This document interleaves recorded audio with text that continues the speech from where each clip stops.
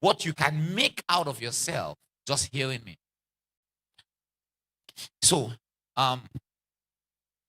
all through the Bible and all through some very inspirational books you will read, you'll realize one thing. Most of the people who would later become great stars, heroes, 90% of them began very young. I give you some names you should have heard if you grew up in Christian homes, you went to for Sunday school and all of that stuff, and I'll tell you their ages, and I'm sure you might not have known this. All right. Number one is David. How many of us know about David? You've heard that over and over again. Well, at the time when David was fighting Goliath, he was 17 years old. 17. At the time when David confronted Goliath, he was 17. There's another very mighty man called Jeremiah. So great prophet had wrote the book of Jeremiah, right? As of the time when God spoke to Jeremiah in Jeremiah chapter 1 and verse 5, and he's telling Jeremiah to stand before the world, to speak this word to everybody, and to do all these great things, Jeremiah was between the ages of 13 and 14. 13 and 14.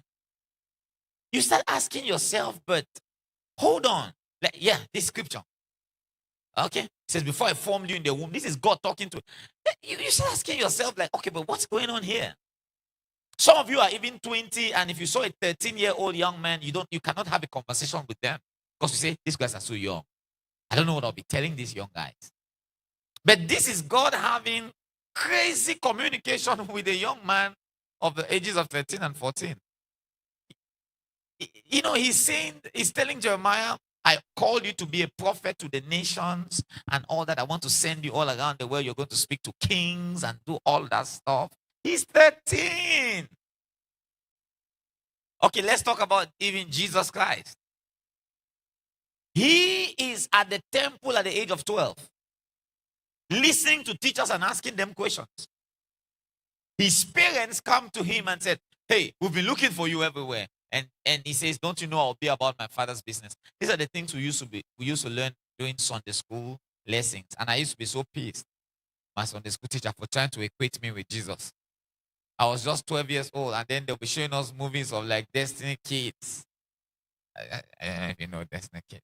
Don't be young. Right? How many of us know Destiny Kids? Okay, all of you. Joy, joy, joy. I hated those people very badly. Yes, I hated them. Yeah, the worst was that young man who was rapping, that foolish rapping. That's all. In my mind, if they put me and the boy at the BT killer. I hated him. Like, what is wrong with you? Because they used to use them to say, look, these are your age mates, these are your classmates. Those are not my age mates, first of all. You know? But you see some people who are doing great things as young people. Then you ask yourself, what am I doing? What am I doing with my life? Never forget this, my young friends. Only early starters end up as stars.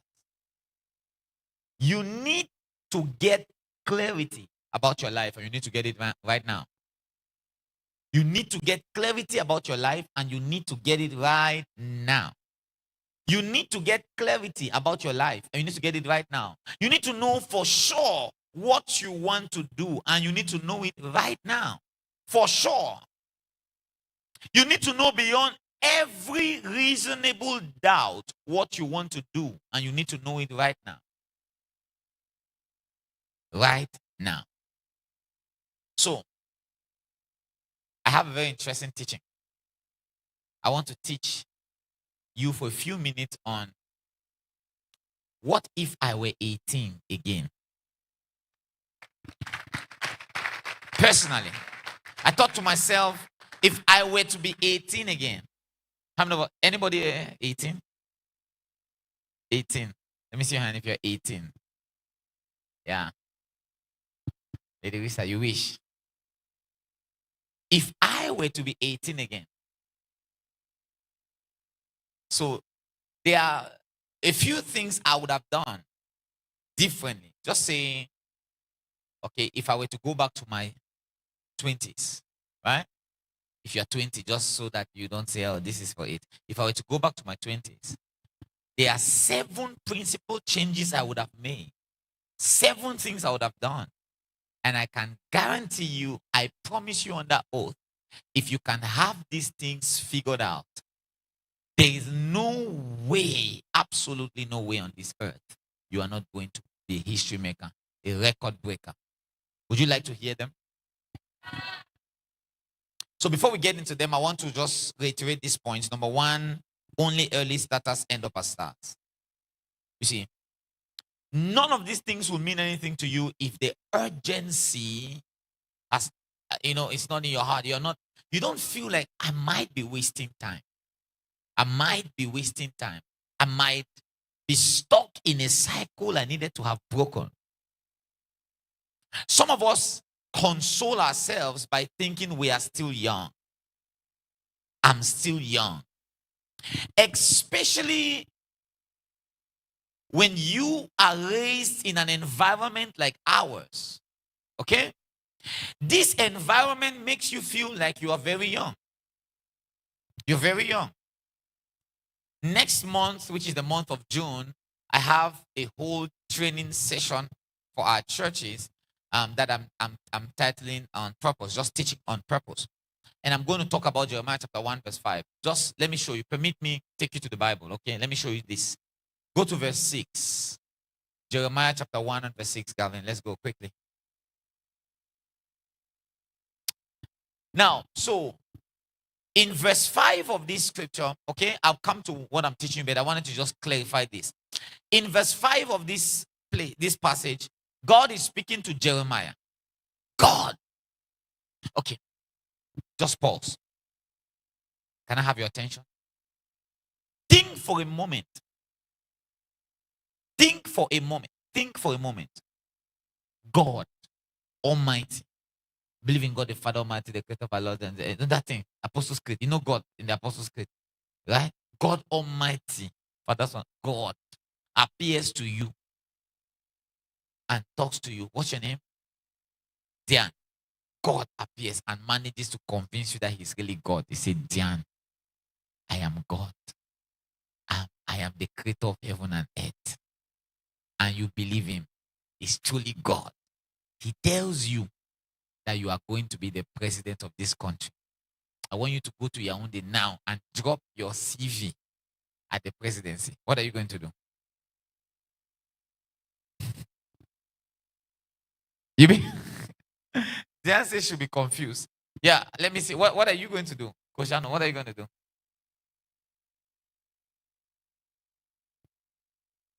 No, he convinces you. It's God. It's really God. It's not a joke. It's not Bamenda God. It's really God.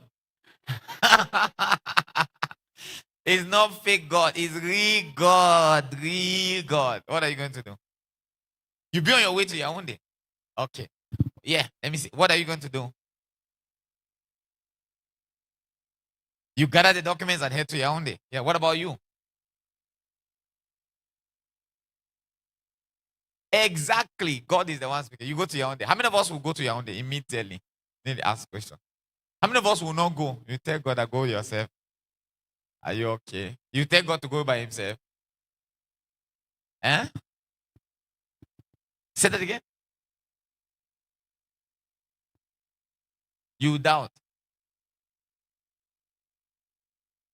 Quality. It's God. Oh my goodness. I'm telling you that it's God.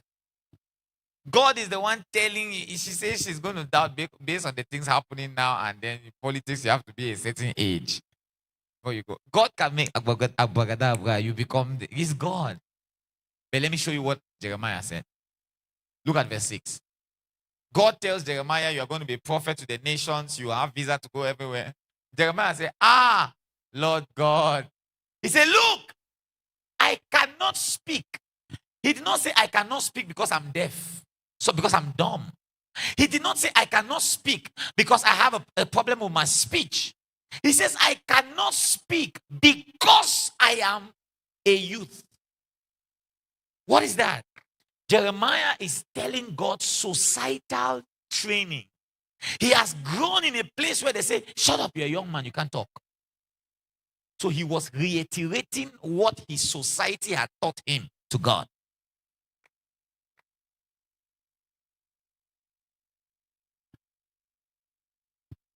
I can't speak. I can't get into politics, just like she said. I can't do this. Some of you have grown in homes where they say you are too young to be talking about money. How many of us have said, Daddy, I want to do this? They say, shut up, go to school. Go to school, you go thief. You the pekin. You go thief. You go enter nyongo. When I was young, that was the favorite statement of the people. Because when I share my ambitions with them, they will always, this is always the summary, the conclusion of the whole matter. Say you will enter nyongo. You go thief, the picking, you go thief. Your head over high, calm down. I can never forget. I was my uncle's house, my dad, and I met him one day and I said, hey, I'm becoming a teenager and I don't want to share rooms with my sister who was there in the house as a lady. I said, I need my own space. I said, but I know you will not give me a room. So I have a proposition. We used to have a long corridor in our house. The way they used to build those houses, we had a long corridor. So I said, Daddy, please, can I raise money and buy plywood so that you can partition half of this corridor and let it be my own room? And guess what? He agreed. I don't know what I did, but he agreed. So but he said, I can't raise money, so he's going to buy plywood. He bought plywood 3,000. They did the place. And one day they got into that room, and let me tell you how I lost my room. One day they got into that room. I had saved money and bought the exact same rock carpet, red, that was in their room. So they came, it was a small space. So I'd already put rock carpet inside. He said, Jesus. His wife came and said, what happened? He said, Jesus. Jesus. He couldn't talk. He said, enter, they go see what the boy don't do. So when my mom entered, I said, Jesus. So I didn't know what was going on. I said, what happened? Say the pikin, you go enter nyongo, you go thief. They will lock you up. You are a thief. I said, what did I do? Where did you get money to buy carpet, rock carpet? Why do you like things that will kill you? For just carpet. Yes, of course, you know I bought a laptop. Some of you can. I bought a laptop. Oh my God. By the way, before I bought laptop, this is in those days. Before I bought laptop, I bought a Siemens phone. My first phone was Siemens. You know? The Siemens that had the red light. It had the calculator kind of screen like this. I bought that phone. Now, that phone became a trouble in my life. Some of you may not know Siemens. Siemens, even if you off the battery, it still rings. I don't know what, you know that phone? You know, the phone will come on an alarm. I'm like, what is wrong with you, bro? Like, I turned you off. You want to kill me. You see, when the phone has 12 o'clock alarm and it's off, it will come on an alarm. The phone was too efficient. So one day I had it in my bag. I don't off them. And also it can't on alarm in the presence of my father. He said, what's that ringing? I said, I don't know. They say it's ringing in your body. I said, I cannot tell where it's ringing. This is my friend. That's how they removed the phone. You can imagine what happened that day. Phone! Hey! You know, like, so it was certified. I'm a murderer. If anybody had headache in our house, I am the one. I want to give them for Nyongo. And some of you came from those kind of families. You are, no, seriously, there are people here, you came from such families. You can't share what you really think because they are going to label you all kinds of names. Say, Daddy, I want to do business. They say, go to school. Go to school first. They're too young. Too young for this. I wish I could tell you everything in my mind. I wish I could tell you everything in my mind. Lady Lisa, were you the one who asked me the question, or it's Wilma yesterday? Say, I have shared about marriage, early marriage. She said, are you the one who asked the question? Listen to what she asked me, Lady Lisa. She said, you have thought, all right? You thought that early marriage is good.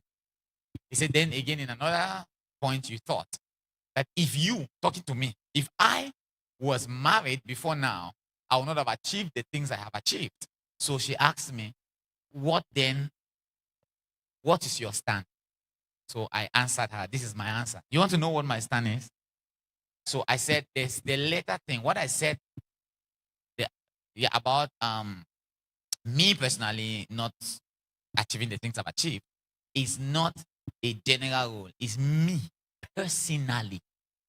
The person I was in a relationship with, the kind of person I was, my upbringing and all of that. So it's not a general rule. I said, Bert, listen, look at me, everybody.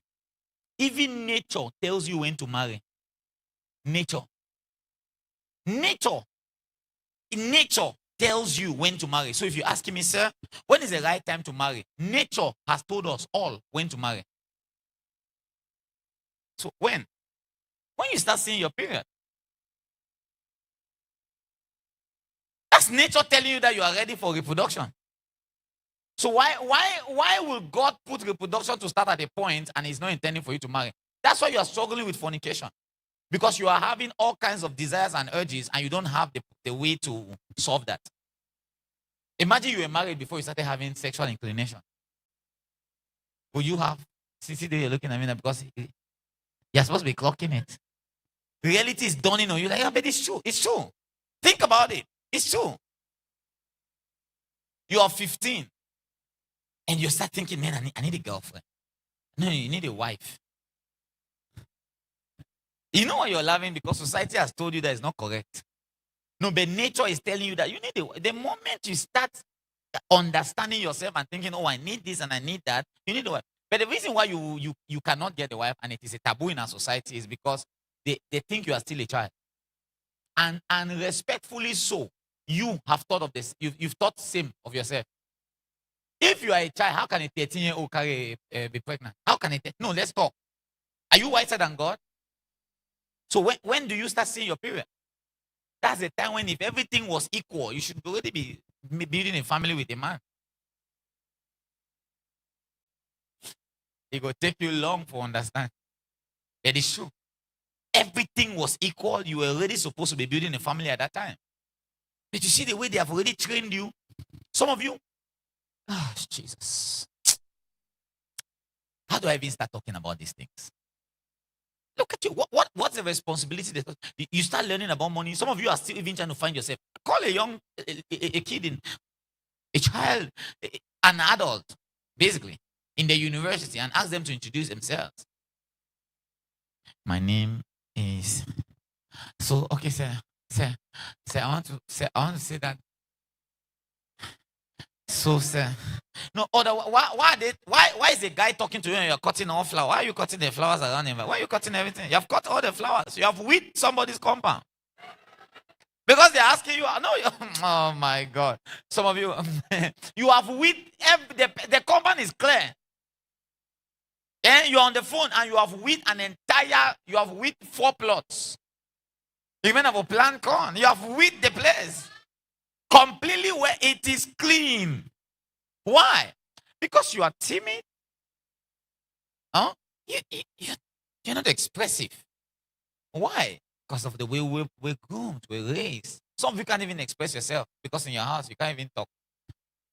They'll say, shut up. Who are you? Look at you, this child. What do you know? Your mother is calling you 24. Say, you, this child, what do you know? 24. 24. Your colleague, not colleague, your age mate in America has left their house. America, Alvita, you want to tell us what you said to us yesterday? Alvita? Yeah. What can you tell us? Can you tell them what you said to us? When did you said you wanted to get married at this time, get a house at what time? Can you say those things again?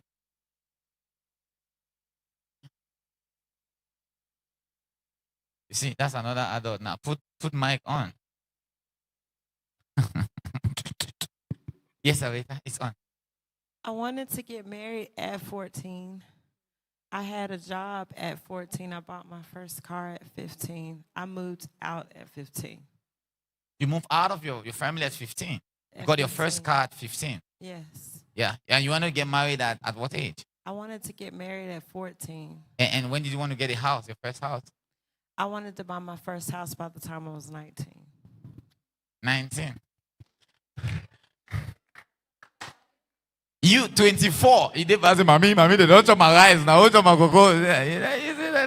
You see, now, it's not doing. yeah. Shut up, people that say they all use my toothbrush or the house. You see that now? Yeah. And she actually got married at 23. Oh, and she got married at 23. So after all of that, one or two things happened, but she finally got married at 23. 23, mommy. Don't use my toothbrush. Now use my towel. Now give my towel. You are 24. When you go back from the university, see my friend, listen. Let me tell you something. If you don't have urgency in your heart, like, hey, what am I doing? This is not right. You spend the rest of, the best times of your life doing absolutely nothing. And you're going to be deceiving yourself. Say, I'm still young. Let's define what young is. What is young? When you say you're still young, what is young? Now, I'm just trying to call your attention to something. What is young?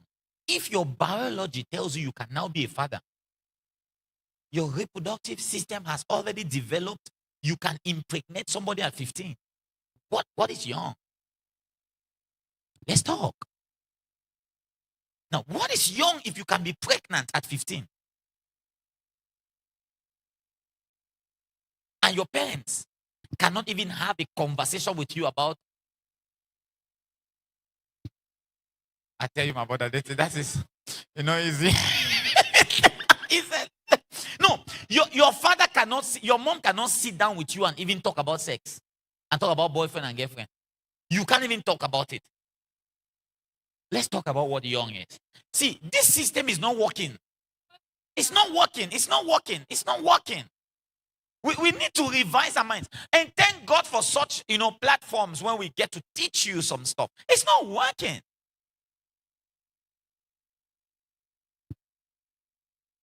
So I am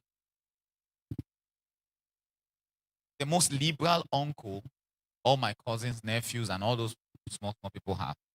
Because when they come to my home, I'm going to have very serious conversations with them. And they feel comfortable talking to me. Very comfortable. So I'd say, hey, do you have a boyfriend? And they'll be saying, say, look at me and talk to me. Do you have someone do you like someone in your class? Someone you guys are talking? And then they'll start saying stuff, and then you're able to, from that point, guide them. Say, Some of you cannot even talk. I'm talking about to your parents. You're dealing with stuff. You see someone year one in the university, 19, you have already had 3 heartbreaks. You're already writing all men are dogs. You at 19, all men are dogs. All men, you all men. Like these are adjectives you are not supposed to have. All and men together in one sentence. In which mouth? At what age? Bro, Jeremiah was shouting to God and he was telling God about his societal upbringing. He says, I can't speak. I'm a child. As some of you are saying now, I can't make money. I'm young. I don't have to plan my life. I'm just young. If I were to say, do sports, you'd be like, like why should I go out for sports? I'm young. I can see drink sugar, I can eat chocolate. I'm not supposed to watch my health. I don't care about that. When you are 40, then you start, when you're already faulty. You are 40 and faulty. You're oh my God. You are not here. Are you? Yes. there are things that are already faulty in your life. Now that's when you start chasing. Oh, let me run now. Let me cholesterol. Some of you have never read one article on cholesterol. You know why you have not read any article on cholesterol? Because you think you still have some time to fix that. What are we doing, my friends? What are we doing? What are we doing? Only early starters end up as stars. Can you say that to yourself? Yeah. So have you noticed? I noticed something. I don't know if you noticed too. Every professional athlete wants their child to be like them. Samuel Eto'o has a son who plays football. All of Messi's children play football. Cristiano Ronaldo has a son who plays football. Please answer me. When do they start training them? Exactly. Because they know a secret. Early starters. But they are first taking you to, they have taught you apex, blade, mid vein. Eh? Then now they start take you and you start labeling fish, fins. Then they take you now and learn fishing in Norway. Grasshopper, you draw kaka, all of the parts. Thorax, appendix, esophagothorax. Then when you now finish, they say, okay, now you are going to specialize. And you sit in a lecture, you are tired. You are a lecturer, you are tired. The lecturer is tired, you are tired. He's yawning, you are yawning. The two of you are just asking yourself, man, it's not easy. Life is not easy. You see, sir, I'm telling you. You and the lecturer, after class, you are fighting taxi. They say that, John, you don't want to let me enter the taxi. You just say, sir, I'm hurrying. I need to go and rest. The question is, what is going on? See, I'll tell you why. Don't be angry over the things I'm sharing. I'm just trying to, there needs to be an awakening in your heart to know you don't have time. We ain't got time. Do you understand what I'm saying? You are pressed for time. If I share all of these things with you and you don't have the consciousness that you are already late in your application, you take it with a pinch of salt. You think like, nice talk, nice presentation, Mr. Samuel, but I think I'm good. I have some time. Oh, no, you don't. You don't. No, you don't. No, you don't. No, you don't. So, let me just be sure you are ready for the point. Are you ready? Do you think you're pressed for time? So what would I have done if I were back in my 20s? Right? Number one, very important. If I were back in my 20s, number one, I wouldn't spend 1 hour on anything I don't intend to spend my lifetime doing.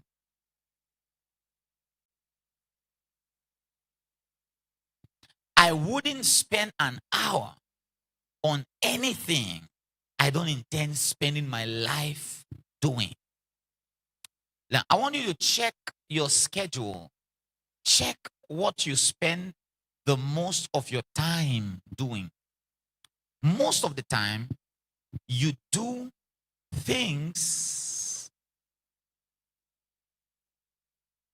that you will stop doing anyway in the next few minutes, the next few months. It will not matter. You focus so much energy on things that don't have eternal value to you. Okay, maybe eternal value is a lot, it's too high a word, but it doesn't have a lifetime value. It has no lifetime value. See, I want you to think lifetime, not short term. Lifetime. That this thing I am trying to learn, will it be necessary to know it in 5 years? If no, why do I need to spend 5 minutes talking about it? If it will not be valuable in 10 years, why do I spend 10 hours on it? Are you together with me? It's all right. You're good. Wisdom Room Okay. is not just a If seminar. I will not spend No. the rest of my life doing that, It is an awakening. A call that shakes the sleeping mind and summons purpose from within. Thought about This is not a gathering of listeners. It is a forge, a place where leaders are the unit measurement of your life is time. Just like you can measure energy in what? Kilojoules? How do you measure energy? Joules, right? You measure energy in joules. You measure light in watts. Correct? No? Power in wattage. And then light in lumens. Yes. It's not Engwa who said it as Dr. She just say lumens. Even the way she said it, you know it's not her. The answer didn't come from her. You measure in lumens. You measure wind with what? All of those things, yeah. So you measure life with time. Time is the unit measurement of your life. So if you waste 1 hour, you have wasted a measure of your life. I don't know if I'm talking to somebody right now. You've wasted a measure of your life on something that doesn't really, it has no intrinsic value. It has no value, basically. One of the things I would not have done if I were to be a girl of it, I will never spend 2 hours doing any hairstyle. It's a waste of your life. Okay, let me just continue. Because this one I go vex for the point. Let's just go on. Let's rush past it. No, it's true. Because you sit down and give in so much hours on something that you undo in 3 weeks. Except you are doing a hairstyle that will make you the president of the country. It's not valuable. It's not worth it. No, see, where do I start? Where do I start to teach? Where do I start? Do you know how long it takes you as just a student to sort out what you're supposed to wear? Have you ever thought about it as a student? You are having issues you are never supposed to have. Say, I have to go for classes. How do I match the colors? And you're going for classes. That time and the energy you spend on trying to match the colors and look presentable, you would have used, if just imagine you had a uniform. If UB had a uniform. No, if they just come and say, okay, we are putting a uniform in UB, you will riot. If they come and say we are taking away, we are reducing the time for study, you know. If they say uniform, you will riot. We no go green, we no go green. We fight here. Better people die in this school. Let's close UB. But think about it. Think about it. Think about it. Say you have 2 hair, 2 wigs, nice wig, and then all you need to do is plait your bacala. And you take the time you would have spent in plaiting rasta, 2 hours, 2 hours every 3 weeks, 2 hours every 3 weeks, or let's say 1 month, let's say 2 months, and you calculate those 2 hours, you would have used that time to learn AI. No, I'm just saying. Anything that doesn't have long-term value should not hold you. No. It shouldn't be this hard to make such decisions. And I'm talking as some of you are not even still hearing. Doesn't make sense to you. Because you're like, me, all the time I face up, what have I done with it? See, how do you sleep for 12 hours? Are you competing with the dead? Are you in competition with people in the mortuary? How do you sleep for 12 hours? It's my final play my sleep. I wonder why things are sleeping in your life. How do you sleep for 12 hours? Okay, I understand the health, but even medicine say at most 9 hours. Anything after 9, is it 7 or 9? 7 to 8. Anything after 7 to 8 is competition. They're dying competition. You are in, why do you sleep for 9 hours? Since I just sleep. Just sleep.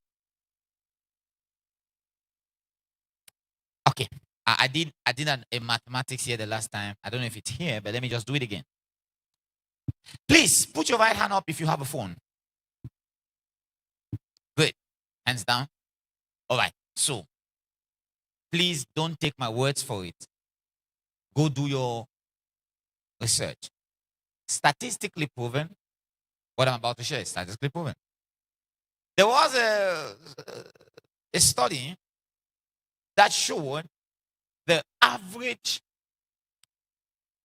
phone user, not heavy user, somebody who uses the phone averagely, touches their phone 20 times a day.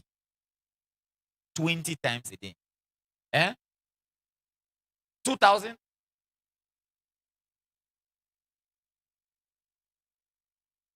No. 2,000 times a day. Times a day. Touches their phone. Now watch this. And neuroscientists have proven if your brain is focused on any task whatsoever, and you disconnect from that task, even for 5 seconds, touching your phone, to come back to focus on that task, you need 20 minutes to get your brain back on track. So, say you were studying, you're reading, and you are into that, and you're like, you just pick up your phone and check any message, even for 5 seconds, and kept it back, and you focus back on your book work. You need 20 minutes to get back into focus mode. 20 minutes. By the way, they said 20 to 27 minutes. Don't take my words for it. You are a very smart generation. I know as I'm talking, some of you are even researching it. But just put those information on ChatGPT and see if I'm saying it's a lie. They said it takes between 20 and 27 minutes. You have the facts there. Rush with it.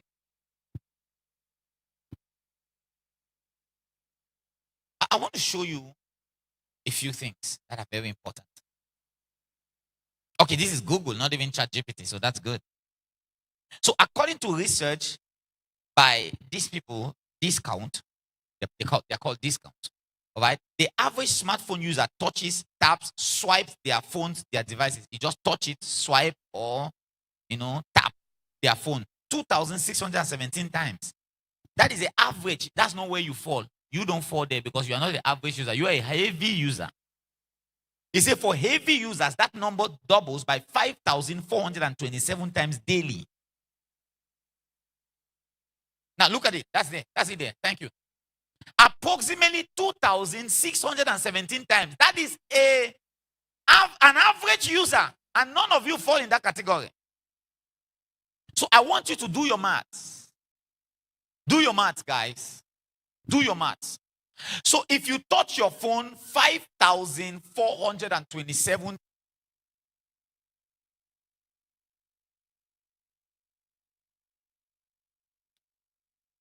Jesus. And for every of the times you touch your phone, your brain needed 20 minutes to get back to focus mode. So minus this. 20 minutes times 5,400 and that. So do the math. Put up that figure again. How many thousand for heavy users? Now this is for average phone users. Average phone users. You're going to have heavy users. 5,400 and so if you add 20 minutes for every time, that's 50,320 minutes. Divided by 20. How many minutes? I think I'm getting that figures wrong. But it shows averagely that just for tapping your phone, you lose more than three and something hours every day. You lose those hours. So you are not working on 24 hours again. You're working on 21 hours. Just tapping your phone. The time your brain toggles between focus from the tapping your phone, you have lost 3 and something hours. And if you put that together in a week, you lose 2 days. plus Ghost Town Day. If you put your together in a month, you lose 3 days. If you put that together in a year, they say you lose 2 to 3 months. So 3 months gone just for tapping your phone. You don't understand, my guys, what we are talking about here. No, it is time lost minus the time you have spent on the phone, actually, because you never go to TikTok and you just spend 1 second. We're just saying in case the average time you spent was 1 second. This time you have lost is just to get your brain back to focus. Talk less of the time you spent on the app. So some of you sitting here, you're working on 8 hours.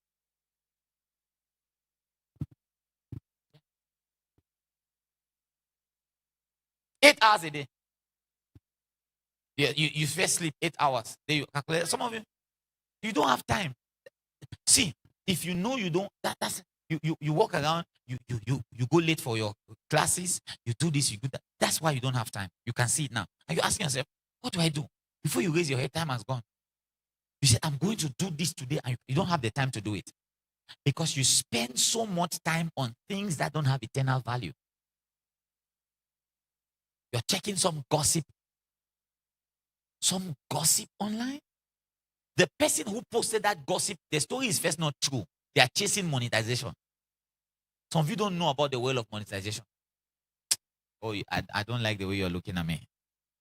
It's like you don't understand what I'm saying. You are chasing monetization. Somebody said that, no, just watch news in Cameroon. My country peoples, as would happen, so Big Papa Torina first say, you the fair year PG News with the university. What is wrong with you? They should lock you up. No, they should arrest you. Yeah. You say Big Papa Tori come on for Pangwa today for Limbe. Big Papa Torina say colas. We the shop for food. I mean, like what? But that's okay. Then they now move now to say for opening for how they call that thing say Okada don't jam some woman for Douala. As na yes, so now for Bonaberi Day, some woman climb on top Okada and if for don putting to him, and now so people don't rush it for go hospital and we not even know what's going to happen. More go for Douala Day, go yeah, waiting happen. Now the woman that as soon as they see so now in that for on top that Okada for pressy foot he holla aye, but finally, and you're watching that. You're watching that. And then they say, we'll come off for them, my country people, who come for Sandpit with the B bridge. But the B bridge for Sandpit, as they build the bridge, people they complain, say that bridge don't really worry. Then more go for they go here. And then some man can say, we don't tire. We don't tire. They don't build it. We don't wait the bridge tire.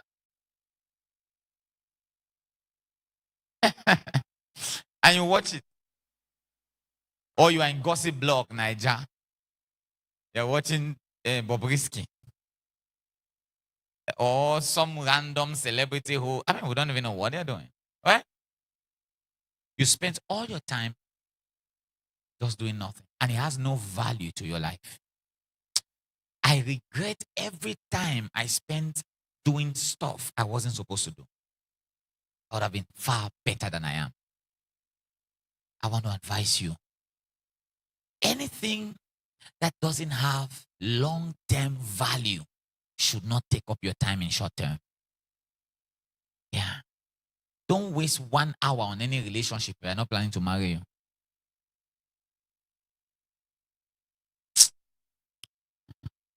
Yeah, somebody working it out, explaining yourself. No, let me tell you, I did not go there. After classes now, I left. You are stressed. Year 1 in the university, explaining to a boy who is also stressed.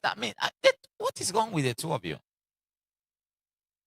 School is first stressing the two of you. You are stressed, and then you are trying to. You have seen the guy talking to another girl, and you are.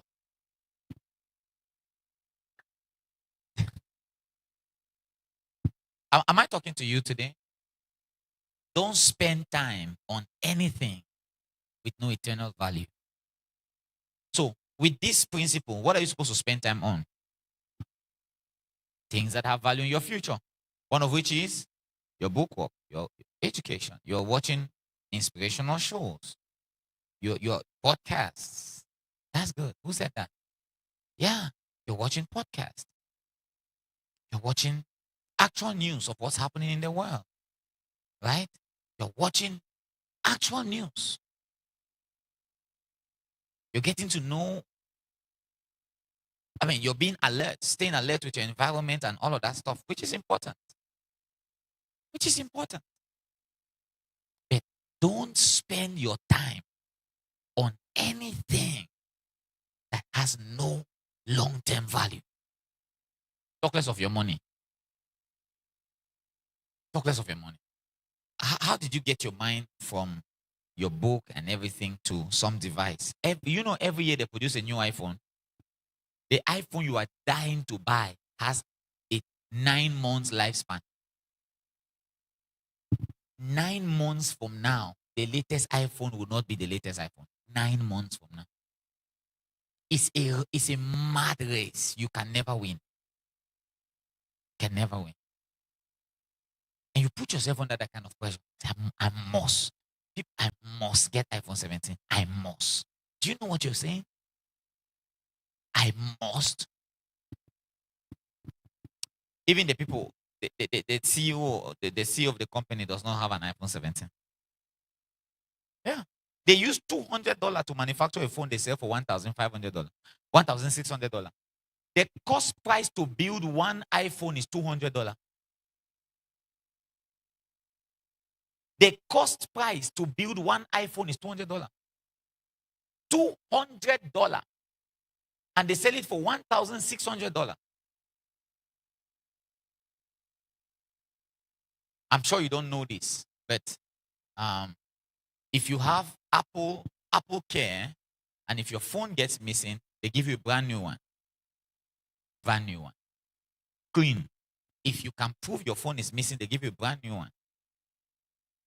And our brothers in the US have been using that theft to do a lot. They just come and forget the phone in Africa. They forget it.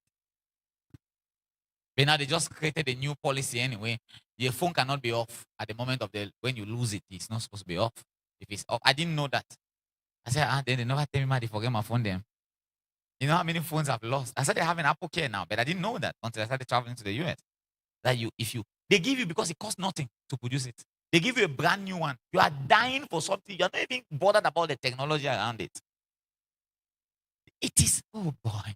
Do you understand what I'm saying today, guys? They produced it for $200 and they sell it for one. Okay, let me give you more clarity so you understand. They produce it for 100,000 francs. 1,600 is like 1 million. They sell it for 900,000. Let me tell you what you're actually paying. 800,000 is price for your stupidity. You don't like truth.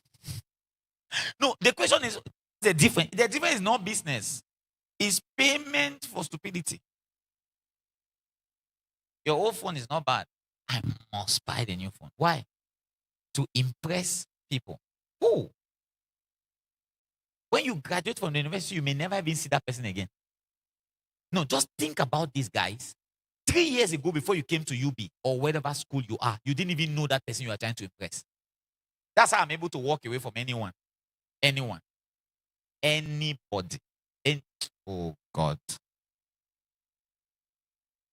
I'm giving you my key, my wisdom key, my technique. I can walk away from anything. Yeah. Just an answer. I had the worst. I would not advise any of my children to go through what I went through. Yeah. Worst of many things in life. Worst of many things in life. I could have been more, what do you call that?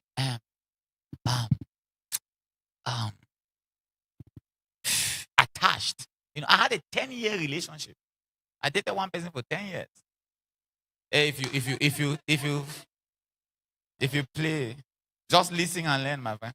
One person for 10 years. When I broke that relationship, I never had a dream about that person. I tell you this before God, He made God punish me. What I say is a lie. I never thought about that person for 1 minute. After that, I never had a thought about it. I just turned. You know why? Because I just reminded myself that 10 years before I didn't know you.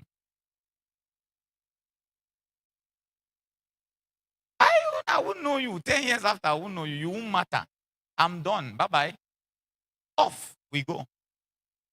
You know, I came to Boya before I knew all of Pastor Stella, Lady Risa. So I can still survive without them because I was surviving without them before I knew them.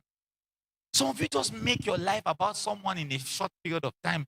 Like, oh, if they're not, I'm going to die. Your heart will not do anything. How were you? You know how many people have told them that if you are not in my life, I'll die? In primary school, I asked somebody I thought I would die if they're not in my life. I didn't die. If you leave me, I will die. I sang songs. Baby girl, if you leave me, I will die. Yeah. Yeah, I used to have songbook too. I think I say, baby girl, I give you my heart too. Baby girl, I give you my heart. Now, just God. If it's not God, I would now wait for the work for my skin. I don't give my heart to 47 people. Say, baby girl, take my heart. I give it. And I say, baby girl, I give you my heart. I give you my lungs. I give you my everything. I for the do now, for really live. Some of you have donated your organs. You don't know you are your organ donors by the songs you have sung. You have given your heart, you have given your kidney, you have given your pancreas. Everything, white blood cells, you have given everything. Hey, listen up. Listen. You didn't come to this city with anyone. You were not born with anyone. You can survive without them. You are not hearing me. You can survive. Hey, listen. You can survive by yourself. Some of you, you even go ahead to prove them right. Yeah, because, you prove them right. Yeah, some of you, your ex was delivered when they walked away from your life, and you are going ahead to prove them right by failing all your exams. Oh my God. You're not. Yeah, you're going ahead to prove them right. Because you have become a failure. And they look at you and say, hey, John, so this is what I would have been if I were with you. Yeah. When we're young, there's a song. I don't know who sang that song. But I mean, I'm not sure some of you will know it. Maybe you do. But it was a heartbreak. It was a breakup song. Where the girl was saying, now that you're out of my life, I'm even better. Now that you're out of my life, I'm so much better. You thought that I can live without you, but I'm living, you know. Yes. That's the song we used to go on stage. Now that you are out of my life, I'm so much better. Now that you are out of my life, I'm even better. Thought that I can live without you, but I'm living. Yeah, that's how you are supposed to be. Anybody who break up with you, you answer by success. So that it should prepare them that they left you.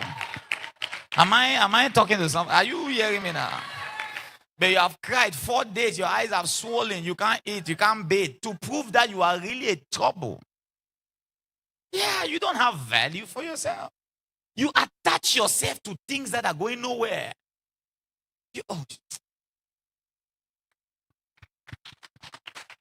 What I would do if I were back in what I would do if I were back in my 20s. You ready?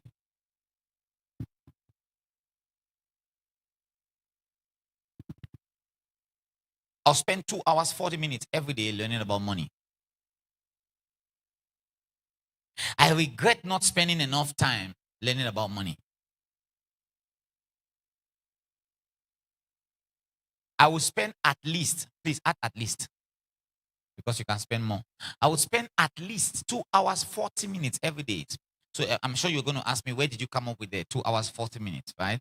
I'm a Christian. I believe in tithes. So I will give a tithe of my time learning about money. Another tithe of my time learning about God. So listen to this. This is very important. Listen. Listen, guys. Listen up. Look at me. This is very, very important. How many of us know about the word genius? Hands up if you've ever heard the word genius. Call me one genius that you know that has ever lived. One genius. 1, 2, ready, go. How many people say Albert Einstein? That's genius. Albert Einstein was too smart. Was so smart, they had to study his brain when he passed. They had to donate his brain for research to study the brain of Albert Einstein. But I love to say this right here. I love to say this right here. I'm not sure you know this. But the word, never forget this, guys. Okay?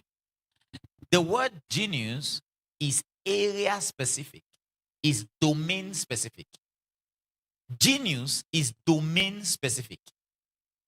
Do you understand what I mean by that? If you say if you don't understand, say no, I'll explain it. Do you understand? Okay, I would explain. Genius is domain specific means no one is wise or smart at everything.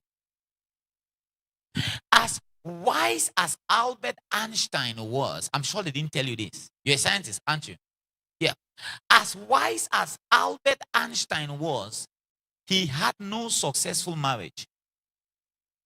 He married 3 times, I guess, and ended up marrying his cousin.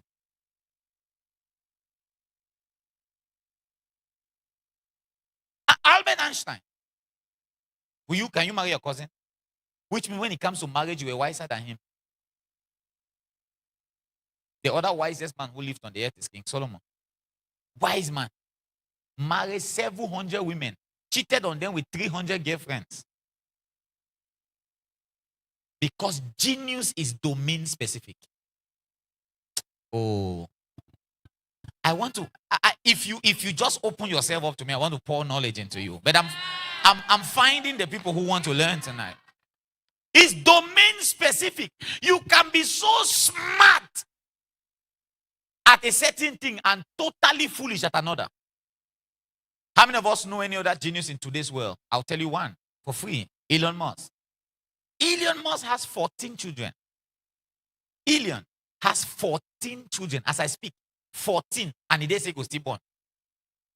He has 14 children, not with the same woman, with several different women. And as I'm speaking now, he's not married.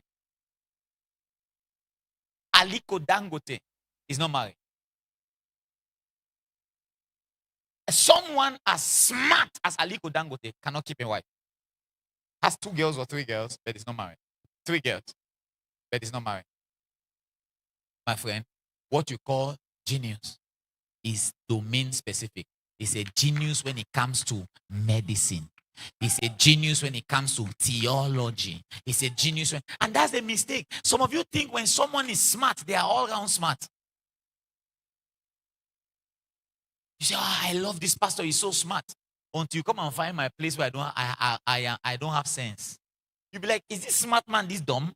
Because, oh, you are not hearing me. Have you noticed why some of your most smart professors have a stupid sense of dressing? You never want to dress like them. Because they are a genius when it comes to the subject they are teaching, and they are completely dumb when it comes to outfit. And you are dumb when it comes to the subject they are teaching, but you are close. Oh my God. Are you hearing what I'm saying? You know the play with outfit, you pull up. That's what you do. You pull up. But sense not there. You say, I can never be like this lecturer. Look at his trousers. We use, students, they always nickname their teachers. When I was in BHS Boya, BHS Kumba, that's my alma mater. I went to Baptist Kumba. We used to have one vice principal. The man's trouser used to be very big. Yes, we started calling him Pongo. We called him Pongo because he had a big tummy and his buttocks was big. So he was okay. I know that's when the Pongo dance was going. Yeah, so they are Pongo. And he didn't know we're calling him Pongo until you know how students are very daring. They started calling him Pongo to his face. So one day he said, on the assembly, he said, why is it that every time I'm passing, people say Pongo? Everybody started laughing in school. Say, you are Pongo. He said, what? So one day, some of my classmates who were in opposites at the time, they just came up with they were students are crazy, I tell you. They just came up with a fascination, and they said, we are going to steal Pongo's trousers and go and slim them. So one day the guy washed his trousers and kept somebody stole the trousers from the dry line of the school and went to town and slim all the trousers. All of his trousers were not fitting him again. He said, what's going on? So he came and said that he couldn't come to school for 3 days because they have slim all his trousers. And the guy used to wear very fat trousers. He was a physics teacher. So intelligent. So intelligent a man. We used to have a chemistry teacher. He used to be so smart and so dirty. So dirty. Our further maths teacher I never saw him without chalk on his body. He said he just wipes his hand like that. You see, how can a smart man like this? Hold on. Let me prove something to you. I've seen medical doctors who smoke cigarettes. Medical doctors who smoke. To show you that genius is domain specific. Boy, he walk his dog. It's terrible. Like you ask yourself, like, how can you be a medical doctor and you are smoking? You of all people should know the danger of tobacco. He's saying that this thing, tobacco seriously damages health.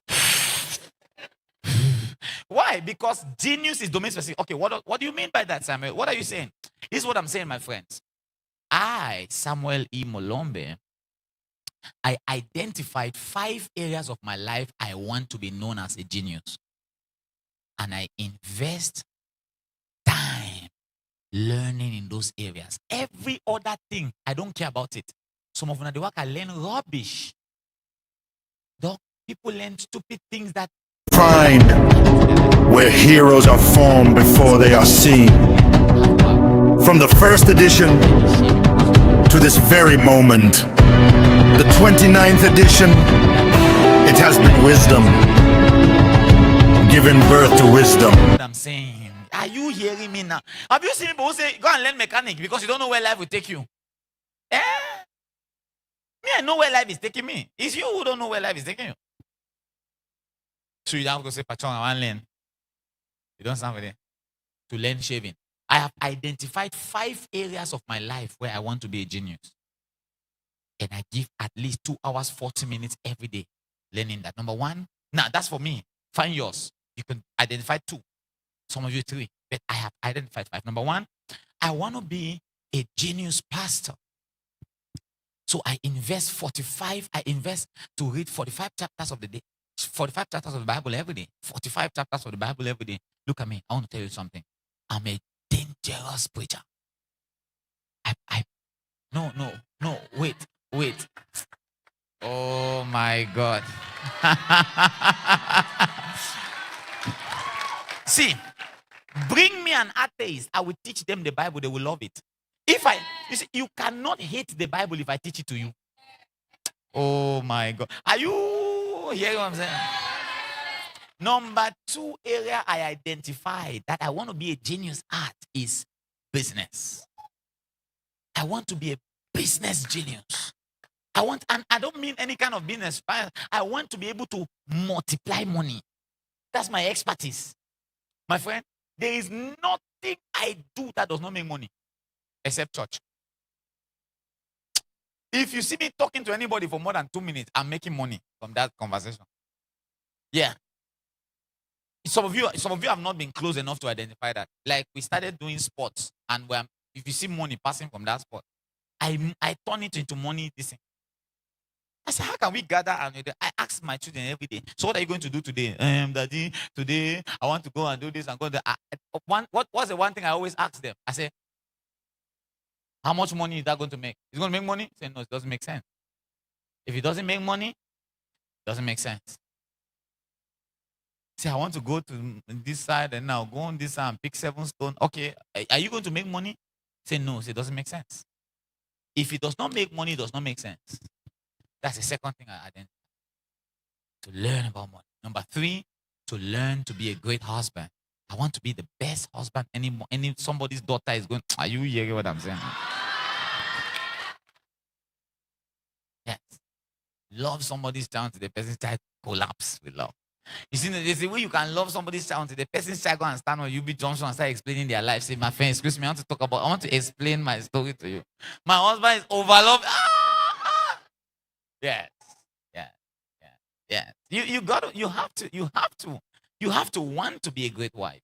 You have to want to be a great husband, right? You want to have to be a great father. That's the next thing I decided to want to be, a great father. I want to be the best father my children. So I study on all of only these points.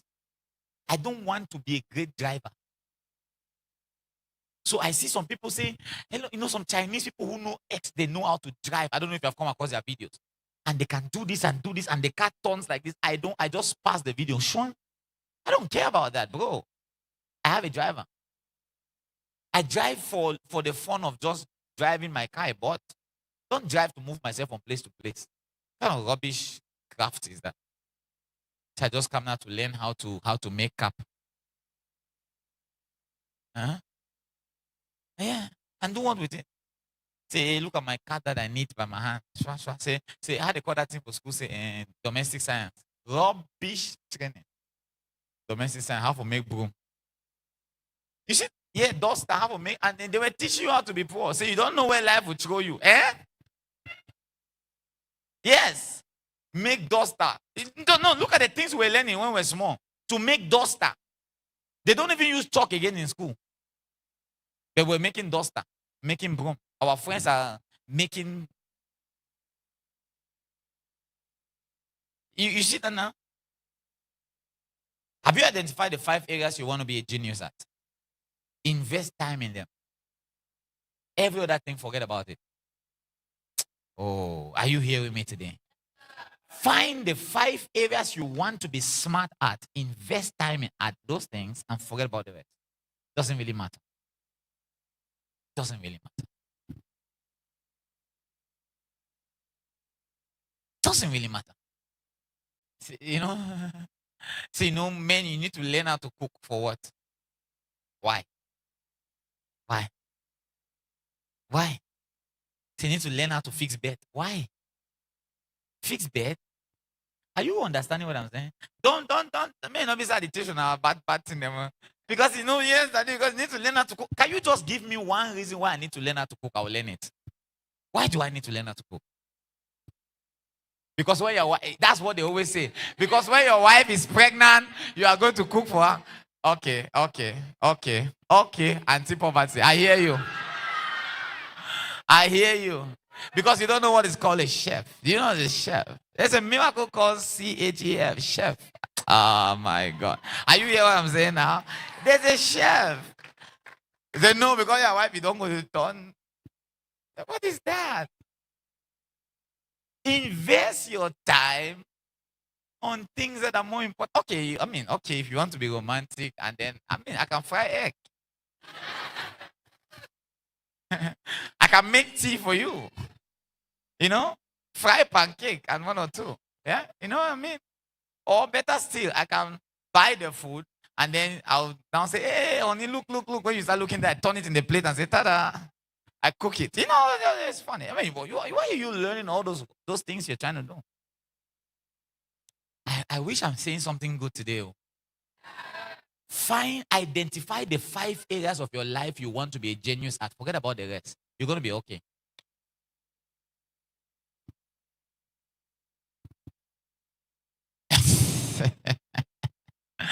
You're loving it, Mr. Richard? It's a good teaching. Well, these guys are not giving me and the reason was having me to teach something. He said I should teach this thing. I said they won't understand. They won't understand. You see, I just try small. They didn't even small. Let me be giving you this one. 5 things where you are a genius. Forget about the rest. Forget about the rest. Don't ever go back to it. You'll be fine. You'll be excellently fine. If I were to give you survivor kit, how to survive, there are things you are not supposed to learn. They are fading off. They are fading off. Let me tell you something. So today, can you hear me? I was telling someone after the church closed. Okay, so I said, I'm trying to move into fully electric and autonomous cars, autonomous driving cars, and fully electric. And the guy said, I will never advise you to enter electric. I said, why? I said, I don't know if you ever advise me to electric. No reason. My son in the house is learning driving, and he's going to learn manual. Reduce the clutch a bit. Reduce the clutch. Mr. Banner, wait, reduce the clutch a bit. They are reducing the clutch. Half clutch. Press after half. Press after half clutch now. To do what with it? You are learning something that is fading off. And then they are deceiving you to say, listen, if you don't know, if you know that you never talk about driving, so say if you don't know manual driving, you don't know driving, you the craze. You ask the teacher, say the craze for it. Manual driving for us, and only for Africa, manual motor they see they know. Who's that again where they travel all around the world and see if they're driving any manual? What rubbish! And you are spending your time trying to learn. Reduce the clutch a bit. Reduce the clutch a bit. How many other things are you learning even in your school that is obsolete? Do you know something called obsolete knowledge? There's a knowledge that is obsolete and you are learning it. CST history. See, my name is this. I'm in the university. I'm doing CST history. My friend, will you sit down? CST history. I can tell you every history in the world. Give my phone. Let me tell them history. Oh my God. Are you here now? Let me tell you. Well, any history, CST history student here, challenge me. Ask me a question. If I cannot answer, I give you 150,000 now. Ask me. Anybody, put your hand up. If you have any history question I cannot answer, I'll give you 150,000 now, here. Please, or I'll count 1 to 10 if you cannot tell me anything. Anybody did history? CST history. Did CST history? You? No? Cameroon history. You did Cameroon history? Anybody did any kind of history? You want to ask me a question in that history and let me answer. If I don't answer, I give you 150,000. Anybody? Yes, young man. Is it a young girl or young man? Young girl. Are you a young girl? Yes. Ask, sister. My daughter, ask. Egyptian time, yes. Get a mic, please. Quickly, no time. Huh? If I don't answer, I give you 150,000. Now. Okay, now you know. Okay, yeah, go ahead. I'm thinking back to the Egyptians' time. Yeah. I want you to explain to me the phenomenon that happened about the pyramid. I'm going to precise it. There's something called the 33 degree. 33 degree. Yeah. Yes. Yes. And that's a whole long chain of dynasty. And in that long chain, there was a lot of corruption. Okay.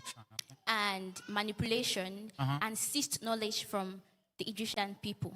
So can you give me a brief history about that? And I need you to tell me 2 people who discovered something and were not originally named as the discoverers. Okay. Shh.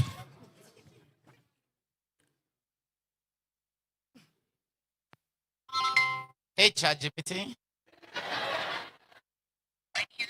What's on your mind? So tell me everything I need to know in summary. Just everything I need to know about the Egyptian pyramid and all that stuff. The Egyptian pyramids, mainly built during the Old Kingdom, around 2600 to 2100 BCE, were grand tombs for pharaohs. The most famous are at Giza, including the Great Pyramid of Khufu, which was the tallest man-made structure for thousands of years. They were feats of engineering built with limestone and granite, aligned precisely with the stars. The pyramids housed not only the pharaoh's body, but also treasures and items needed in the afterlife, reflecting their belief in eternal life and the pharaoh's divine status. Okay, you say what? There was a question. About the 33 degrees. AI Okay. is never going to give you that. I've already checked. Okay, so give me a brief history about the 33 degrees In Egyptian. in Egyptian pyramid history.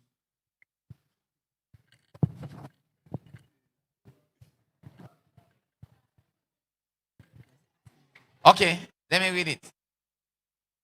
So, you say, go ahead. You said what? Hold on, let me say it again. Yeah, you said, yeah. Explain to you though. Go ahead. No, the question, just the question. Don't explain, I'll explain to you. Okay. All ears. Could you explain to me about the testiduaries? Connection with Egyptian Egyptians. pyramids, that's likely a reference from later esoteric or symbolic systems, not ancient Egyptian history. The pyramids themselves weren't built with a concept of degrees like that. The number 33 is often associated with certain levels in modern Freemasonry, which draws on some Egyptian imagery. But historically, it's unrelated to the original pyramid builders. Ta-da! I'm just trying to show you, lady. Listen, this is what I'm trying to say. I'm just trying to say what you know about 33 degree and Asian pyramid does not concern me. I can push one button and I tell you everything you think you know. It doesn't have any financial value to me. I have all the money I have without knowing what happened in that Egyptian pyramid 33 degrees. And I'm building another model. Thank you. I'm building another model right now. AI model. I'll show you that when I come. Myself, I've never learned coding anywhere in the world. I don't know how to code a fly. I'm building another model right now. Oh, I'm going to tell you my secret now. Because people over complain about the fact that I don't respond to their WhatsApp messages. Today I just thought of, you know what? I should build a model that responds to my WhatsApp. So when I come back here, I'll test it to you probably on Sunday next week if we have the time. I'll just show you. You send me a message on my WhatsApp and I will respond to you when my phone. I will build it. Me, Samuel, come on. Me, I will build it. Do you know what era we live in? I run a whole business. Now people are calling me in America and a phone is answering and they're talking to me, but it's not me. I built the system. No, I didn't say an expert. I built it. Me, sitting here. And somebody's trying to threaten you with the knowledge. So you needed to learn coding. No, I don't need to learn coding. If I wanted to code, I would code right now. You don't understand what I'm saying. We live in a knowledge era. Every knowledge you want is available. I can build you a website right now. I've never built a website. I can build you a website. I can take 50 young students and teach you how to make at least $100 from artificial intelligence every day. And if you don't make it, I'll give it to you. 50,000 every day with AI. And if you don't make 50,000, if you follow every step, I will give it to you.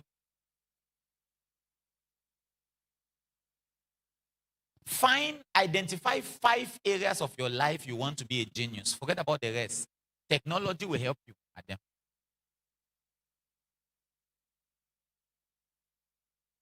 If your wife really wants somebody who can make the bed together and it's a romantic thing, I just make a bed that fixes itself. No, we can make it. You wake up in the morning and it stretches itself. It's just simple. If I go to China now with 1 million CFA, they'll do the technology for me. China. Now, just say, hey, try to do a bed that fixes itself. As I wake up, it stretches. Morning stop nonsense. But you are trying to learn how to make beds, how to do this, how to do that, how to do that. It doesn't matter. I'm telling you, 5 areas where you have a genius. You are smart in those areas is enough. Say 2. You don't need to stress yourself. 5 areas. Look at Einstein. Nobody talks about the marital failures of Einstein. Nobody talks about it. Einstein is still a genius. They have taught you how to wash pan, wash toilet, wash gin, dry clean, sweep outside, broke firewood. Say, that's why I have to be a good wife. No. That's why everybody is asking your hand in marriage. Nobody is asking your brain. Are you hearing it? Oh my God. You see, say, I've come to take her hand. I'm asking her hand in marriage. Everybody is asking your hand in marriage. Nobody wants your brain because you are handy. I mean, you have been trained to be handy. Oh my God. Let's go number 3. Number 3. Are you enjoying the class? Why you not responding? Are you enjoying the class? So like I said, I'll spend 2 hours, 40 minutes every day on my areas of genius. I chose to read 50 books. I told myself I would read 50 books on entrepreneurship, 50 books on marriage, 100 books on theology. Because those are my major areas. I've already read maybe 10 books on parenting. And these are very thick volumes. I teach people who have children and they're looking at me like, How did you learn these things? The Bible says, buy knowledge and sell it not. He says, say to understanding, you're my brother. How do you tell understanding you're my brother? By buying books. Where's Pastor Grace? She's not here.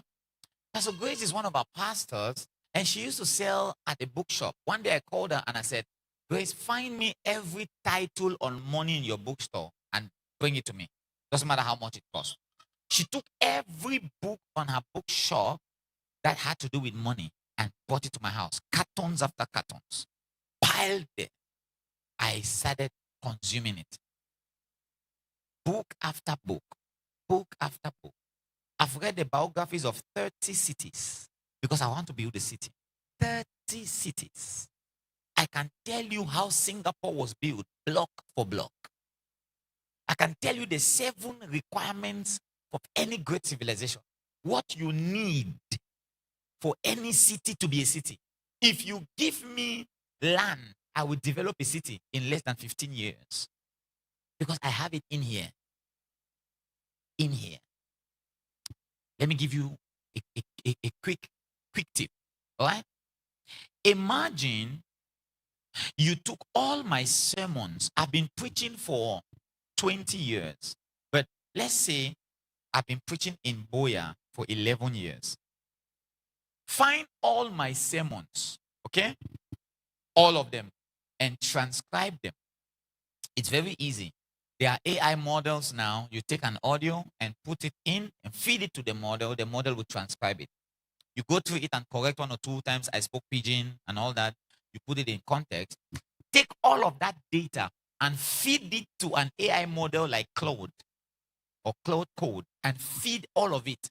You have trained my AI clone, and you can carry it on your phone like any other app. And that's what I want to do. That's the AI I want to build for when our church reach 1 million people.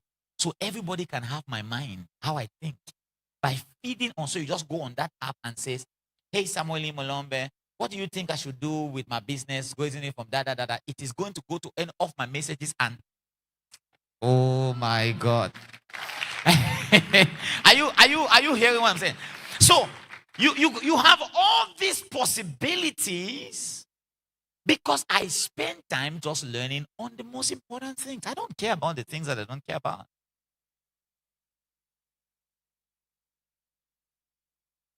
I think I should close here and answer questions.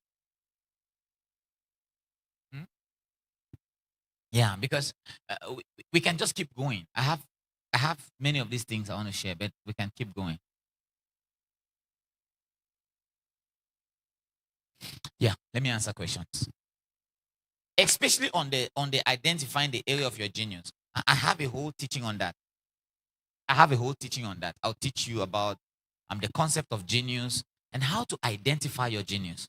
How to you see, so many of you are locked in cages. Nature, I respect dogs. No, my respect for dogs is respect dogs. No, my respect for dogs is huge. I have a huge respect for dogs. Why should I buy a dog? Me can't chop. No. God will not hold you responsible for that. Do you know that? Why do you not fry pop-off in your lifetime? I don't know if these people understand what I'm saying, dog. I don't know if you understand me. You're holding yourself accountable for stuff that you don't need to. You don't need to.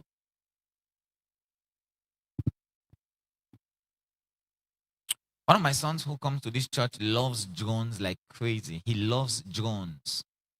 He doesn't want to go to school. He just wants to fly drones.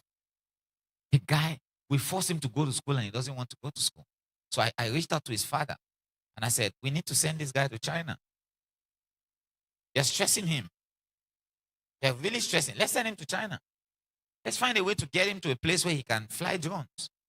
He really loves to fly drones. There are people from childhood, they teach them how to play the organ, the piano. And they are excellent at playing the piano. And that's all they are known for. They are geniuses at playing the piano. You need to start normalizing being a genius at one thing.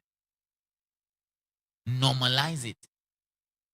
Do you know that we even hold ourselves up to the standards? Look at you, David. You can't even speak English. Can you even speak English? That's what Cameroonians say. English. You judge somebody's intelligence by the English they speak. Say, look at you, illiterate. You can't even speak English. You insulting that lady about her English, you are the illiterate. Because English is not our language.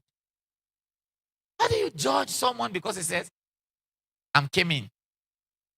Did you not understand what the person said? I am coming. You say, illiterate. Illiterate? Illiterate? Because of language? Do you know what you're saying? Anyway, let's answer questions. Anybody has questions?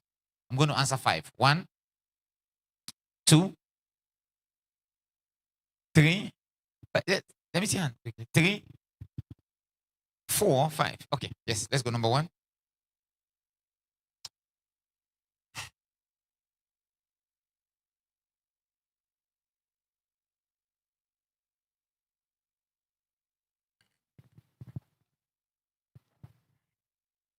Hello, everyone. Hi. Thank you, sir, for the lesson. My name is Carol, and my question is, once you are identifying or you've identified the areas at which you want to be a genius at, how do I get myself to the point where I am okay with maybe not having to always talk to people about it to make sure they understand and say yes? And I just find myself in a situation where I want to tell everybody, this is what I want. This other thing is not the thing that I want. And I want them to understand. I want them to accept. And most of the times they don't, and it drains me. So how do I detach myself from this need? Wow, Carol, I really love the question you asked. And that is really amazing. Thank you.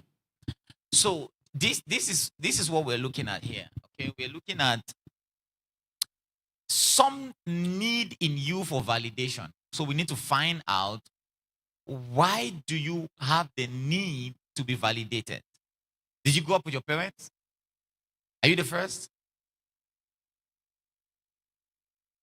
Can you give her the mic? She has to explain some things.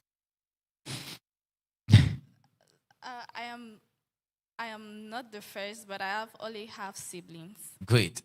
So I wanted, that was the second question I wanted to ask you. The third question I wanted to ask you, if your parents are together. So are your parents together? No. Sorry, is it too personal? My parents are together. They're together. Yes. Okay. Did you have a situation in the family where they preferred someone else to someone else, or you had to have your mom just say you are doing well, or your dad saying you're doing well? Did they always appreciate you enough? Well, I wanted to be a footballer because my father loves football. You wanted to be a footballer because your father loves football. What are you now? You are what you are by the grace of God.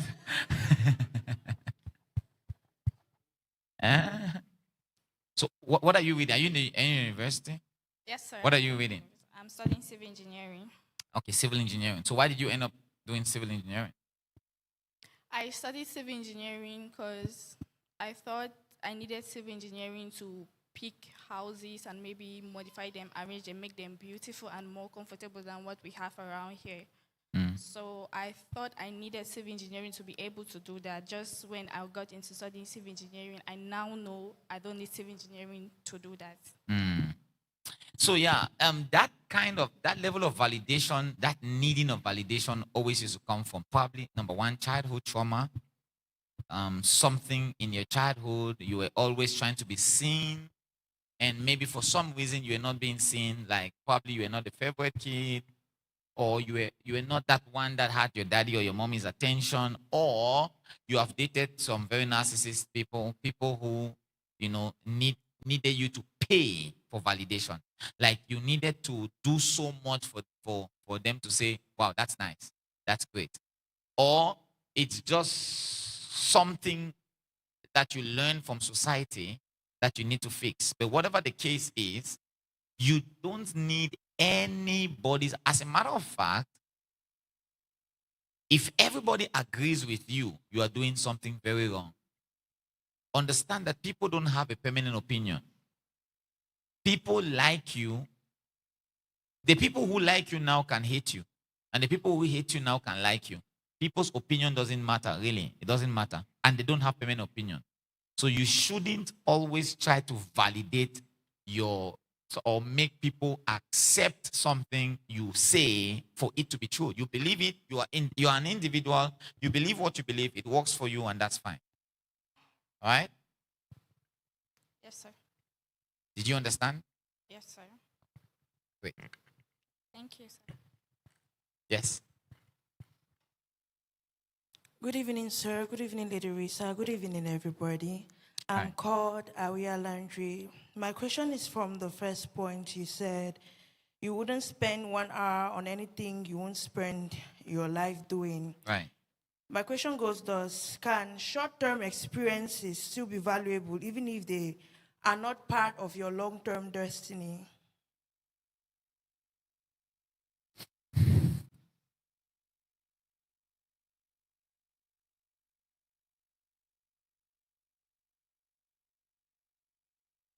That's a tricky question. And I can already see the two answers in my mind. I know what I want to answer, but I will not say it. So, yes, it can be valuable. Short-term experiences can be valuable. But the truth is,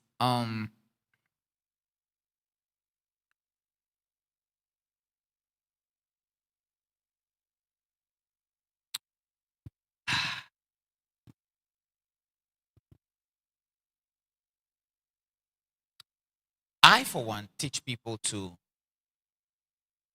prioritize their long-term goals, use those long-term goals to develop short-term goals. And let me give you an example of the question you're asking for me to understand, for me to see if that's what you're saying. So let's say I ultimately want to go to Yaoundé. But in the meantime, before I gather resources to go to Yaoundé, I first go to Limbe. That's not my goal, but just to go to Limbe to understand how traveling works and everything. That's what you're asking, right? Yes. It does not make sense. Just first go to Douala. The short-term goal should lead you towards the long-term goal. Why are you going another direction that is not valuable to you? Any experience I gather on the way to Limbe will not help me. Because I am going to Yaoundé. You see why I say it's a tricky question? It's a tricky answer. Because you'll be thinking like, but at least you have entered the car, you already have the knowledge of the car, you're going towards Limbe, although that's not your ultimate direction, but you go in there to be able to know. You can go short term to Douala. It's not your ultimate direction, but at least it's leading you towards where you are going. Because every lesson you gather on that path. Let me say, I'm a pastor. I will never be an actor, for instance. I said, but because I will be doing public speaking. Let me just go and act first in front of 7 people. So that when I start being a pastor, I would. Doesn't make sense. Doesn't make sense. I wouldn't need that. So you should be able to develop short-term pleasures and short-term lessons on the path to your long-term. That's what I think is important. Do you understand? Yes, sir. Yeah. So, for instance, let's say you are a church girl. A church girl. All your life is church. And then you go and date somebody who doesn't go to church and who is a club person. Because say, let me just have an experience with boys before I come and find my Christian brother. Just find the experience in church. Thank you. Okay, thank you so much, sir. Yes, sir. Good evening, everyone. Amen. So, sir, my question is with a statement you made that God will not judge you for what He did not grace you with.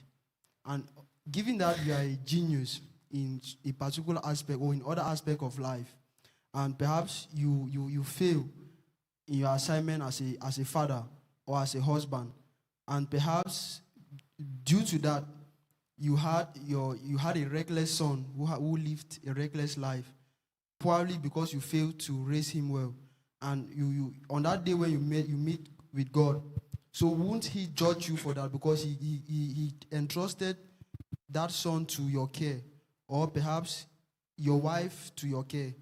Yeah, He will judge you. Okay, so You already answered the question with your statement. God entrusted a child to your care. It means it's one of the graces he gave you. So yeah, he will judge you for it.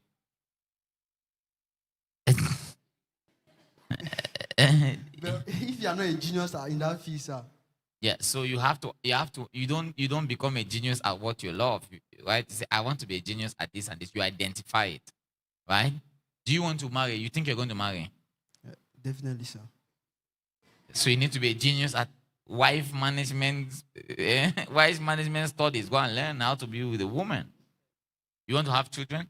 Yes, sir. So you already have two genius. You now have to find a tree and fill it up. But those two that's your primary assignment, to procreate. The moment you choose to be with a woman and you're going to have children, that's your primary assignment. You see, my primary assignment is not to be a pastor. My primary assignment is to my family. The Bible says, if you are supposed to be a general overseer, you need to be someone who keeps his own home well, because that's where your primary assignment is. You can never be asking me this question when my son needs me and then I answer your question. I'll say, excuse me, and I listen to him. Because God will judge me from there. He will not judge me for answering you or not answering you, because he might not have committed you to my sheepfold. But that one is committed to my sheepfold, even giving my name and my DNA. You say something. Okay, sir. Thank you so much. Yes, sir.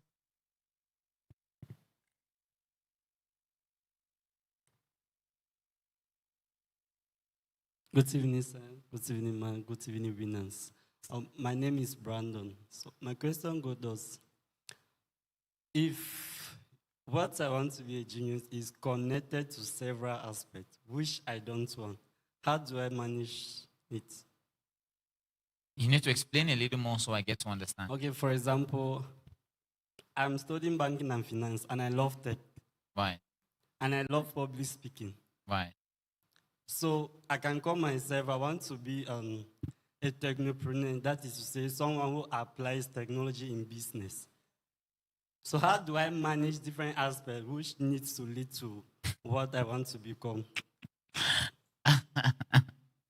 Where did you get the term technopreneur? ICT, University of... Is it this?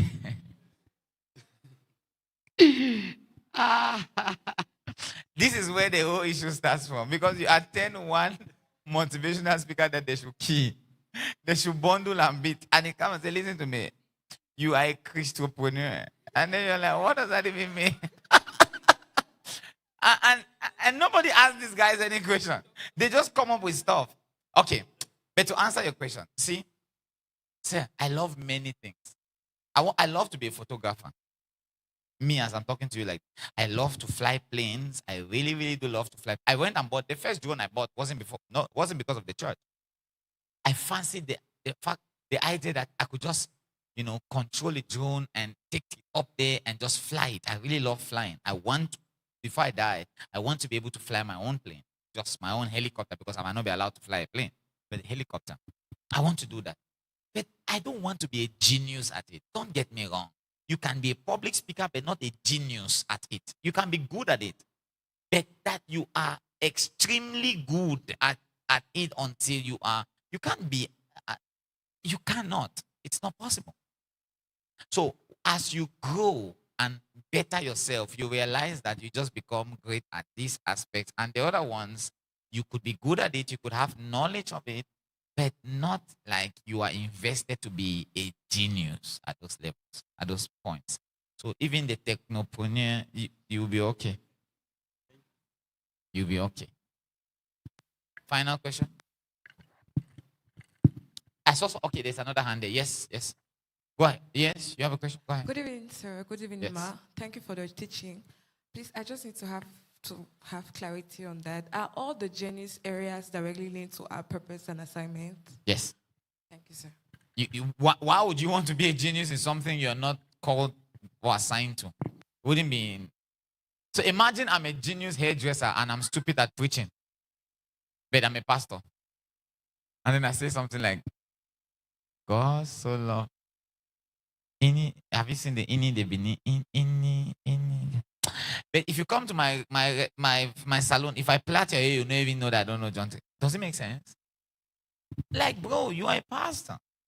So why should I be a genius at something I'm not called for? It should be connected to something you're called to do. Yes, sir. Good evening, sir. Yes, sir. Good evening, Kema Africa. Evening, I like your suit, sir. You look good. Thank you, sir. You're a good man. Listen, you are a genius. I know you have not spoken, but you have a lot of sense. You are too wise. Yes, it's aura for aura, vibe for vibe. Don't mind these people. Go ahead, sir. Sorry. Okay.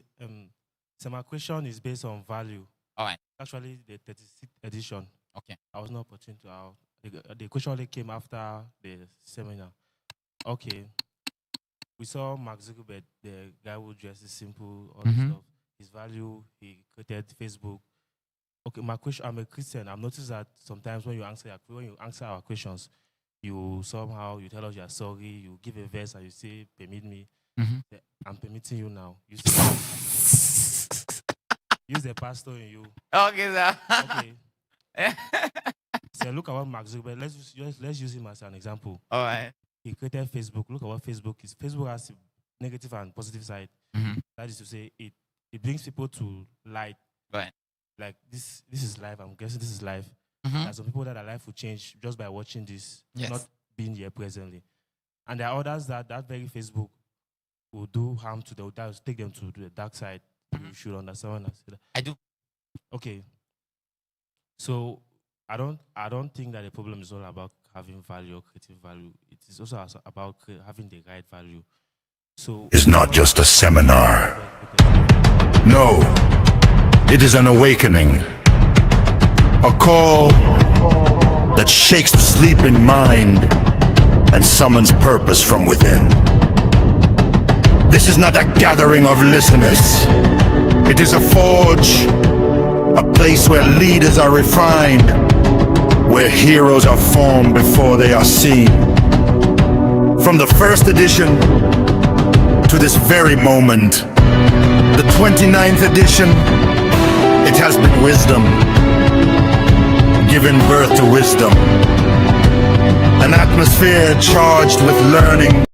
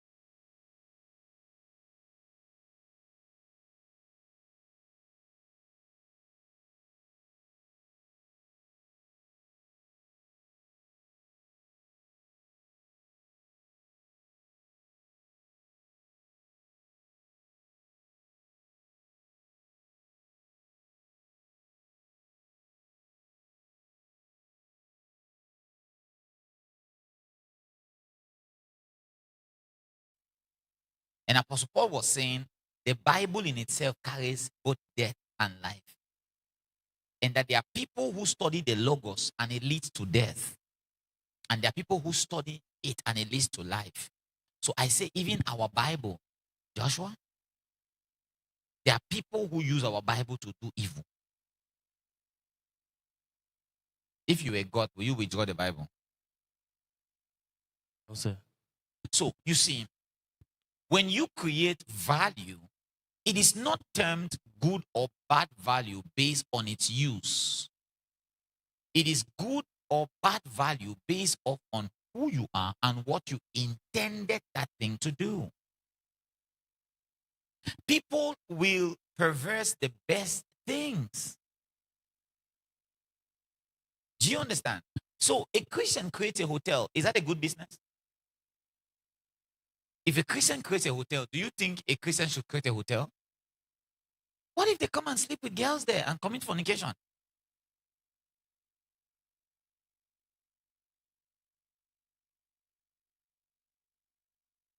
So should you burn the hotel down? Now, I want you to think about that. All right. The person who made this suit, did he do good or bad? He did good. What if I wore this suit to go and find strippers?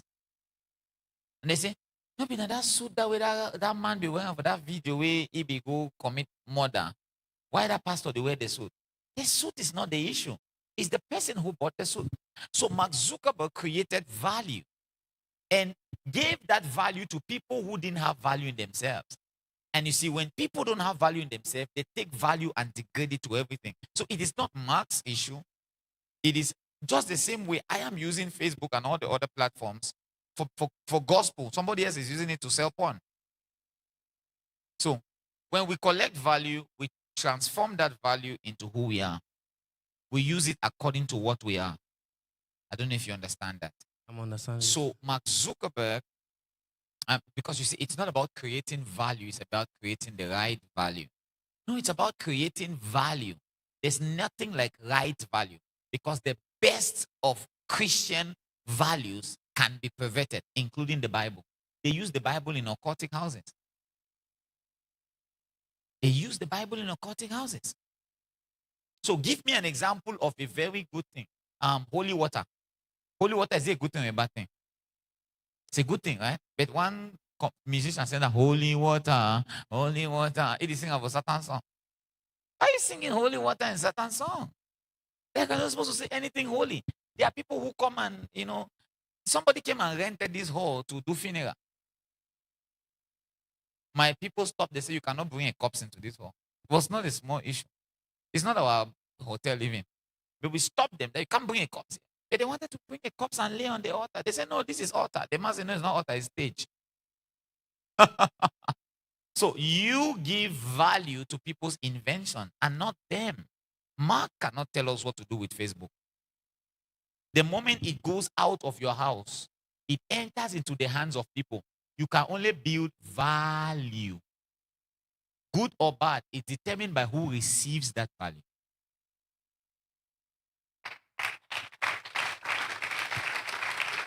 Thank you, sir.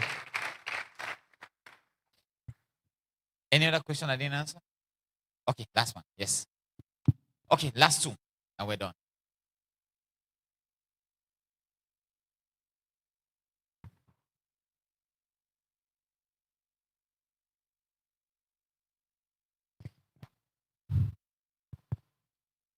Good evening, sir. Hi. Good evening, everyone. Good evening. Okay, so my question goes like this. Being a genius at what you do, does that correspond as being your talent? As being? Your talent.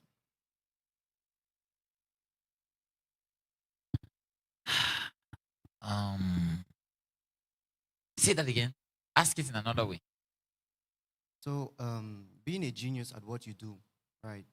Does it correspond as being your talent? I don't think so. Let's find what a genius is.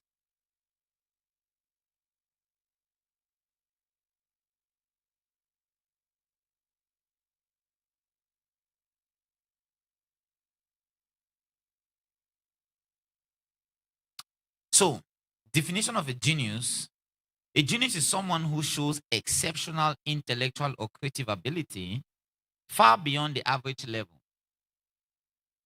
The term is often used in a few related ways. High intelligence, a person with an extraordinarily high IQ or mental capacity for reasoning, learning, and problem solving. Creative brilliance, someone who produces original, groundbreaking ideas in fields like arts, science, music, or literature, including Einstein and Shakespeare. And natural talent, a person with an outstanding, almost effortless ability in a particular area. So, to say it's equal to your talent, you have to be exceptionally well at that talent. because you're not the only one with that talent. For you to be considered a genius at your talent, you need to be exceptionally good, which means if you are brought face to face with other people who do that same thing, you are supposed to be good, better than them, for it to be considered you are a genius in that talent. Make sense? Yes, sir. Thank you. You're welcome. Yes. Good evening, sir. Yes, sir. Good evening, everyone. Please, I wanted to call back on what you said about anytime about your children.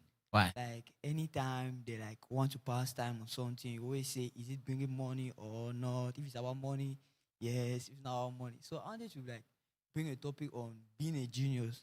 If you're being a genius now, what is the main aim of it? Is it like because of the fun, or because of the money, or you want to be a genius? Because since you can like something, but you're not a genius on it, and there are many things like you said you're doing, but you are not genius on it. So I would like to know, like, you being a genius now, what is the main aim of you going out to be a genius in that aspect? Yeah. Is it to get money, or to be famous, or to be great?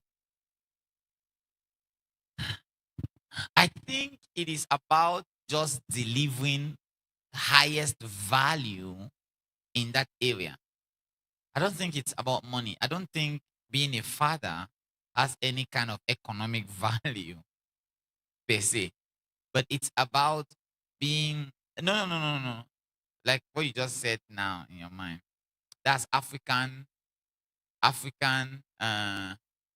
idea of fatherhood, where they raise you to raise them. That's witchcraft. No father should depend on their children to take care of them. No father. They didn't send you to school so you can take care of them when they are old. You are not their pension. Oh, no, then you're not. But that's, by the way. So they say, because I say it doesn't have any financial value, you say, well, later. Not later. Not later. There's nothing you should give your father that he cannot afford. So it should not be a gift. It should be appreciation. Yeah, there's nothing Dangote's child is going to come and give him that he cannot afford. It's just this funny way of thinking. When they have managed to send you to school and they say, you know, you be eye for family as you go to school, so no say when I old, now you go take care for me. That's all crap. But anyway, so it's about just delivering high premium value in an area where you have chosen to, but not necessarily because you want to be famous at it or because you want to attract money. It's just telling yourself, this is what I'm called to do, and I have to do it at the best. Why play small when you can go all out and play big? Why play small? Do you understand? So the purpose of being a genius is just to be able to deliver premium quality when it comes to that thing. I'm not a genius pastor because I want to be the best pastor in the world so that everybody knows that that's the best. No, I just want to serve my people right. And I don't want to sit in a place and then someone else comes and teach and my people are like, oh my God, we're so lost. We've never heard this kind of thing before. And I just want to be able to match up and give them right value. You feel good about it. Make sense? Thank you. All right, guys. Thank you so much. You've been an amazing audience tonight. I hope you learned something and I hope you practice it. See you all soon. On Monday next week from 10 o'clock right here, we have 7 hours prayer stretch. 7 hours. We have the flyer, Galvin. Some of you have never taken that time. It's just worship and prayers for 7 hours. We are here with many young people from all walks of life. They're going to be here at this same hall from 10 a.m. to 5 p.m. We're praying, we're worshiping. There's going to be beautiful music, beautiful time of prayer. I invite every one of you to be there. And thank you so much. Have a good evening. Wisdom Room.